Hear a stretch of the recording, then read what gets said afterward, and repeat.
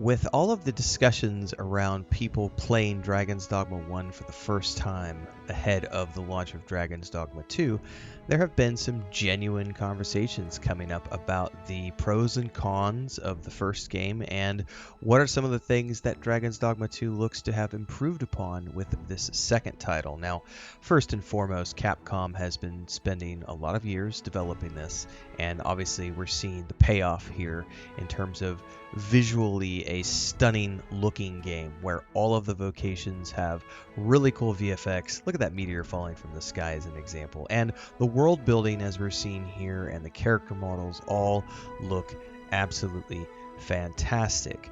But as many people know, fancy graphics and flashy cutscenes and fast-paced combat is only a portion of the overall battle. You also have to consider the RPG mechanics if you're going to call yourself an RPG. One of the things that's been touted in most of the publicity material for Dragon's Dogma 2 has been the importance and the emphasis on combat. They've talked multiple times about these huge epic battles that take 30 minutes with some of the boss mobs of the game, such as the dragon. And that sounds like a pipe dream for some people who love that type of combat, but not everyone wants to focus on just combat. They also want to see rich, deep RPG mechanics. And one of the things that I think Dragon's Dogma as a series does really well, and it looks like they've improved upon it vastly in the second game, is the pawn system.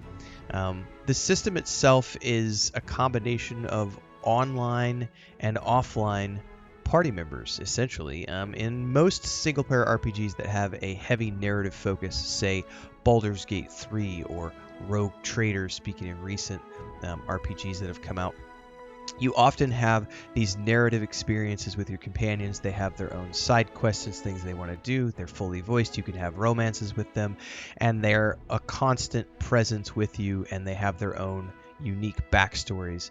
Whereas here, the pawns are more or less kind of like general adventurers that you would find in a tavern.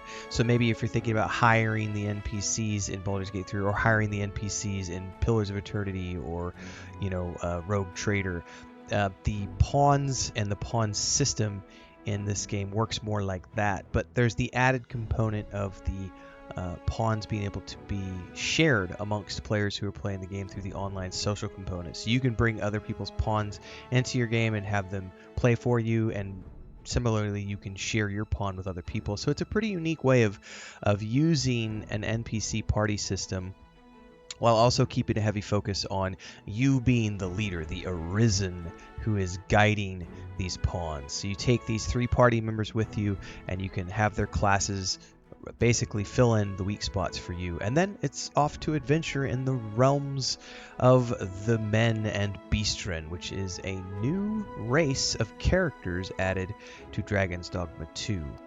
Along with that, we've also seen elves now in the trailers and the elven home, where we're going to be able to visit. There's been no word on whether or not elves are going to be a playable race. I think at this point all we know is that humans and Beastren will be playable. We will, of course, be able to confirm that as we get closer to the actual launch of the game.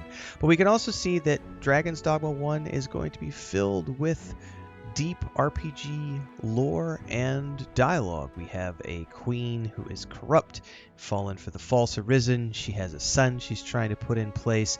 He's naive to the whole situation. And behind everything, we have the dragon. And, of course, plenty of monsters for your character to go out and uncover and control. Plus there's NPCs to interact with along your way, villages that need saving, and side quests. I think that's something that has been mentioned a lot in the publicity material so far, is the prevalence of side quests. And I know in the first game there were plenty to do, but they weren't, there wasn't a heavy emphasis on side quests as much as there was just general exploration.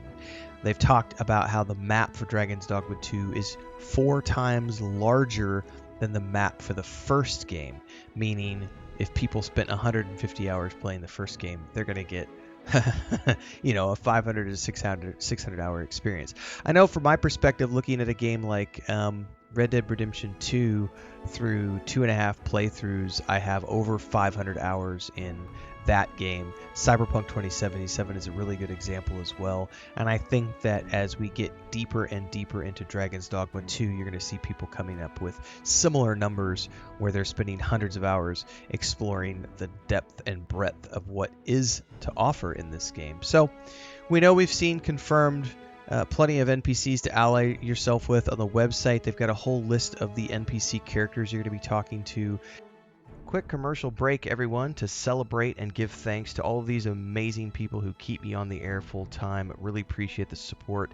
All you got to do is join as a member. You get access to private videos. You can also do super thanks on any upload or super chats and stickers on any live stream or premiere you see.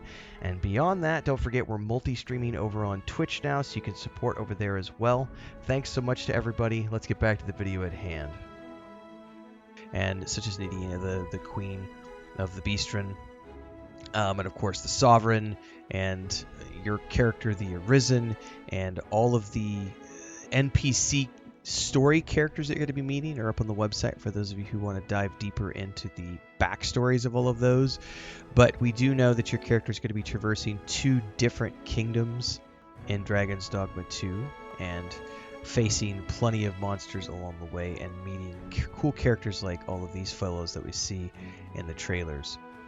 The dragon, of course, is the central part of this. I know that some people have questioned whether or not the history of the first game should be discussed, but I think if you watch the recent video with Ian McShane narrating, the team at Capcom has not been afraid to share, who and what the Arisen is. It's not just about you being the Arisen. It's about you understanding your place in the entire cosmos of this world, with the dragon essentially creating you in a way, and you being a god or a semi-god of some type, and being reborn countless times over and over and over. It's not a secret that you are someone who has been chosen to be more than just the average everyday person or the average everyday pawn. That's the big thing, is realizing that you are the chosen one, so to speak.